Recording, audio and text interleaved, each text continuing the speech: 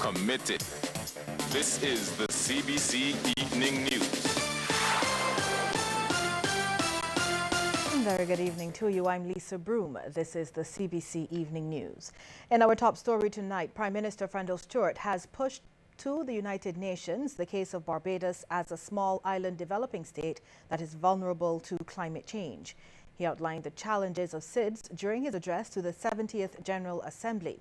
Prime Minister Stewart told the world body it's clear what outcome Caribbean countries are pushing for at upcoming talks.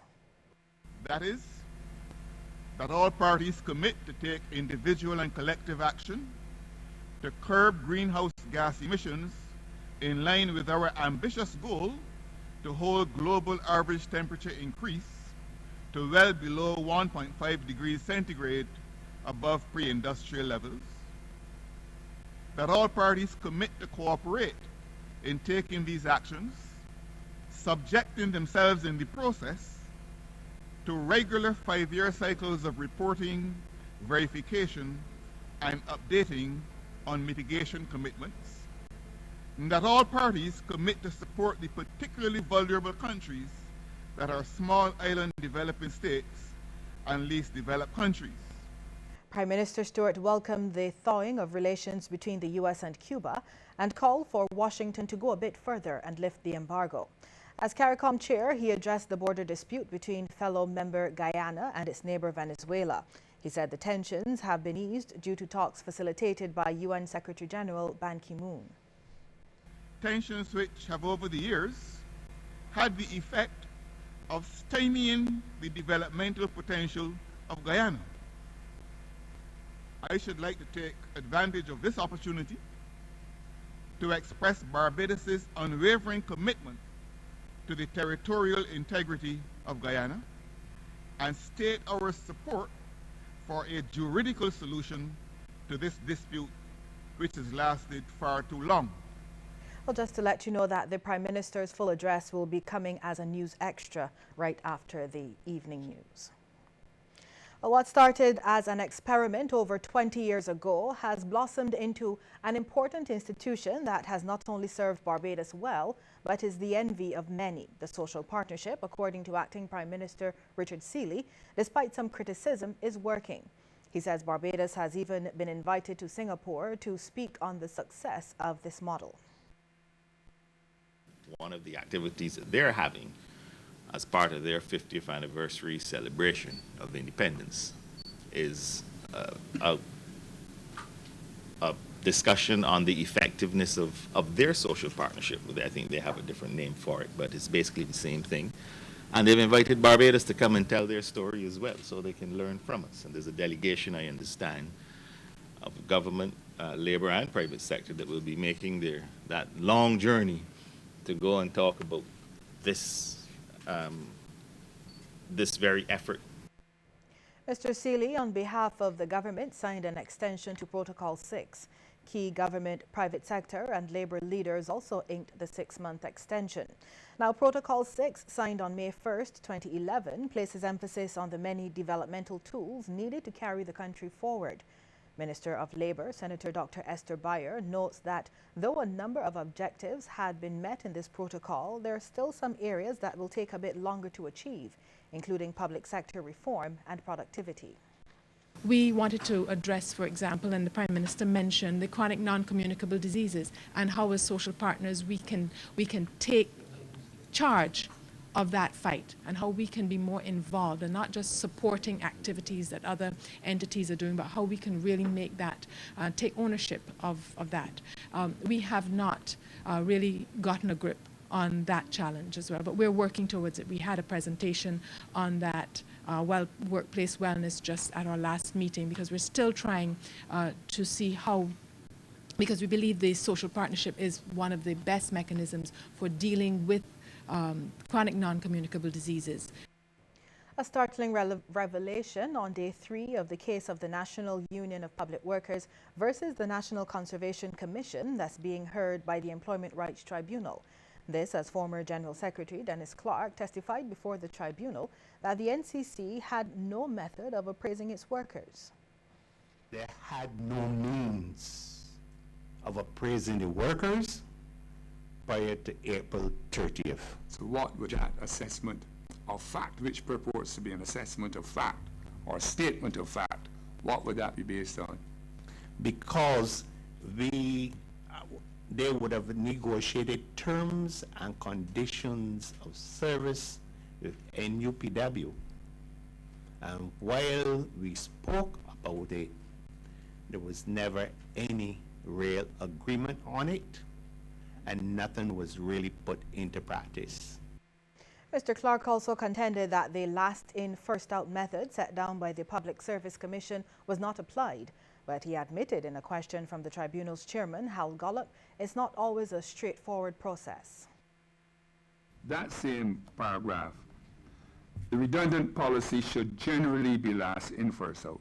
So what you are saying then, Mr. Clark, is that last in, first out has certain restrictions, that it is not a straight across the board policy, that there are still some assessments to be made which could reveal that persons who were last in could be better equipped for the job. Yes. The former union boss added that the commission sent home 250 workers based on its needs and didn't undertake a means test. Barbadian law enforcement continue to reap success in their fight against locally grown marijuana. In the latest drug eradication exercise, 18,100 plants were uprooted and seized in the areas of College Savannah, Codrington College and Consett Bay in St. John, along with Palmer St. Philip. The exercise was conducted by personnel from the Drug Squad, the Tactical Response Unit and the Barbados Defence Force. The plants ranged in height from 1 inch to 7 feet. Over 50 other plants were also seized at Carter St. John and 32 at Rock Hall in St. Philip. No arrests have been made in connection with the massive find. Police are on the scene of a shooting incident in Indian Ground St. Peter, which has left a man dead. Word of this from Police Public Relations Officer Station Sergeant Roland Cobbler. According to reports, a man was shot around 20 minutes after 3 this evening in an area known as the Bleak in St. Peter. He reportedly died on the scene. Police are on the hunt for the perpetrator. Well, Barbadians will be saying farewell to a musical icon, gospel singer Joseph Niles, on Sunday.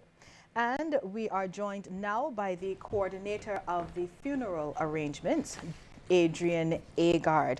The funeral service can be seen live on CBC TV 8 on Sunday at 4 p.m. Now, Mr. Agard, welcome. Thanks for joining us this evening. Thank you very much, Lisa. Now, first of all, like we said, we certainly lost a musical icon, not only in gospel music, but in the entertainment sector as a whole. Yes, his impact will be felt right across the nation. Mm-hmm.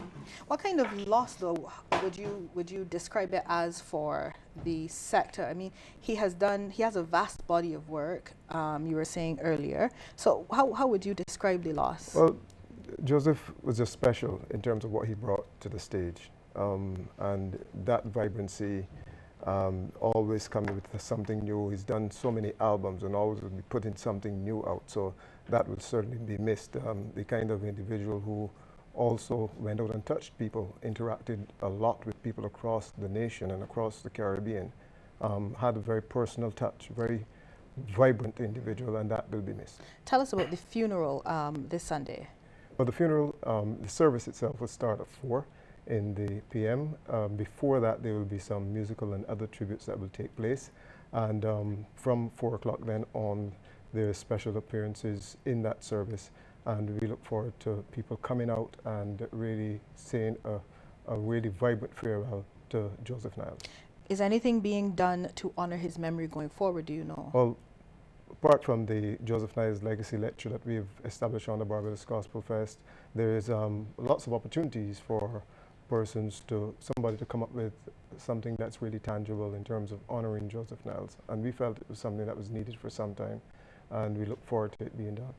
Who are some of the people who will be paying tribute to him on Sunday? Well, as you look over his life, really, the interactions, we would see people like Anne Riley Fox, Sister Margarita Marshall, Yvonne from the Gospel Comforters. Promise would have worked with him in recent years. These are people we'll hear from during the service. His family members, many of them who live overseas, will be in for the funeral, and we'll hear some tributes from them also. It's going to be a very, very vibrant service, and I want to encourage people to be there, to be a part of it. Just remind us quickly, place and time. Well, it's at 4 o'clock at the Garfield Sobers Gymnasium, and I want to say a very hearty thanks to the CBC for facilitating and letting people know what's happening, as well as many of the government agencies that have come on board to make this service possible. Thank you very much, Mr. Agard, for joining us this evening. That was Adrian Agard, who is the coordinator of the funeral arrangements for the late Joseph Niles. A late businessman Trevor Clark should always be remembered as a champion for entrepreneurs and small business people. This was the main theme set by all of those who paid tribute to him at his funeral at the Abundant Life Assembly this morning. Sean Farrell reports. Several tributes were paid to late Barbadian businessman Trevor Clark, who passed away a week ago at the age of 78. His daughter Trevor Clark spoke about many of his achievements, saying he was full of ideas and good at implementing them. But she notes that his approach was not always well received. He was the complete essence of a free man and a free African man at that. More than traveling like a millionaire, he said what was on his mind. And he lived unfettered by politically correctness, even within our families. He was a man that demanded equality. And some of you here might say a little too much, even though from what I'm hearing, some of you agree that it was just enough. He was a mighty being, and he might have paid an economic price because of his unwillingness to accept these artificial boundaries of the economic system within which we still reside in today. Others remembered Clark, the former head of the Barbados Manufacturers Association and a Pan-Africanist, as a very strong advocate for the small black businessman in Barbados. Trevor Clark was a good black man who put everything on the line for black people. And a lot of us in this country that achieve anything is a result of people like him who challenged the system. He was a revolutionary. He probably placed his main emphasis on business. But that business was undergirded by a commitment to seeing black people brought into the mainstream of human existence. International musician Eddie Grant says Clark spent much of his free time at his home at Bailey's Plantation, and it was there that he heard stories of his exploits. How many black people do you really know who have caused a country to make billions of dollars? Since we are so money-oriented, well, Trevor is the one. He started Caribana, in Canada. It makes billions. He left that holy state to come home. Sean Farrell, CBC News.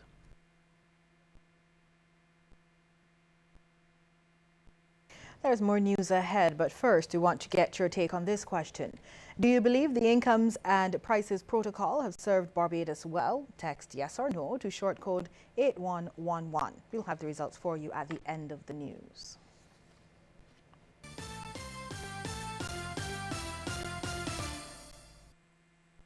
Sandals, sandals, sandals galore. Megville gives you ladies sandals for this week only. Monday to Saturday, any pair of sandals for only $25. So go to Megville on Tudor Street, High Street and Palmetto Street for any pair of sandals for only $25. This week only, Monday to Saturday.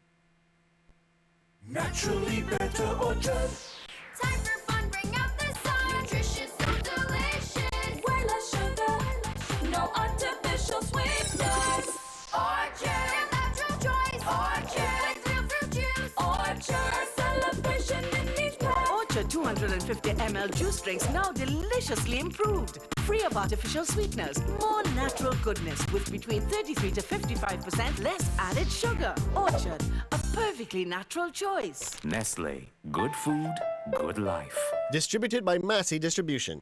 It's Court's golden anniversary, and we're giving you a chance to win up to $250,000 from our pot of gold. With purchases $999 and over, get a chance to win $5,000 a day for 50 days. Plus, shop now and pay absolutely nothing down until 2016. So come celebrate our golden anniversary with us and win cash every day from September 21st to November 20th. Only at Court's, bringing value home.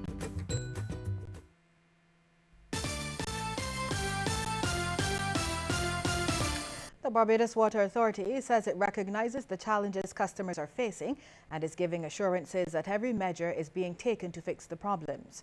The BWA has advised residents in parts of St. John, St. Lucie and St. Peter currently experiencing outages that crews are working steadily to restore supply.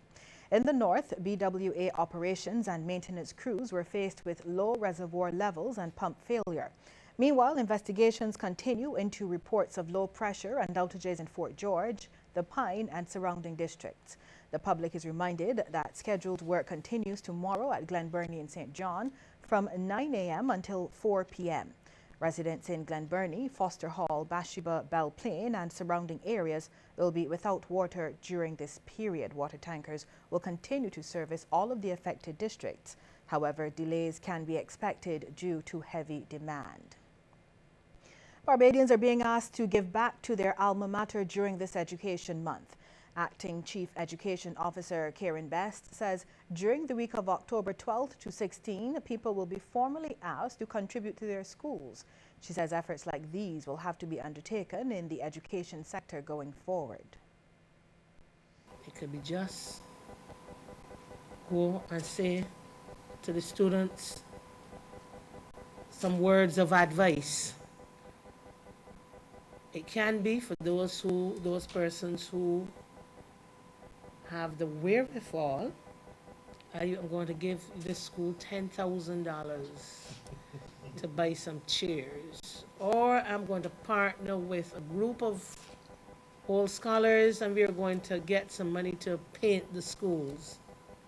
I believe in a public-private sector partnership. Well, the week is part of a calendar of activities planned for October. Yet another Barbadian has reached the coveted landmark of 100 years. He's Joshua Weeks, a patient of the geriatric hospital. Mr. Weeks, a quiet, unassuming man, received a visit from Governor General Sir Elliot Belgrave, family and friends on Tuesday, and they joined to sing him happy birthday. His niece, Shirlene Lynch, says her uncle is the last survivor of 7 children, but had none of his own. She says he lived in St. Philip and worked at the Ministry of Transport and Works as a laborer. Fun. A lot of fun, like what are some things? You like to laugh? Laughing and so forth. And he loved to cook. That's true. He loved the cooking. And his cooking was very, very, very delicious. Very delicious. Mm-hmm. You can make anything, cuckoo. Cuckoo was his favorite, and he would cook cuckoo. He could cook anything that put in the pot. He can cook. And geriatric nurse Shirlene Williams says Mr. Weeks is a very quiet and reserved person.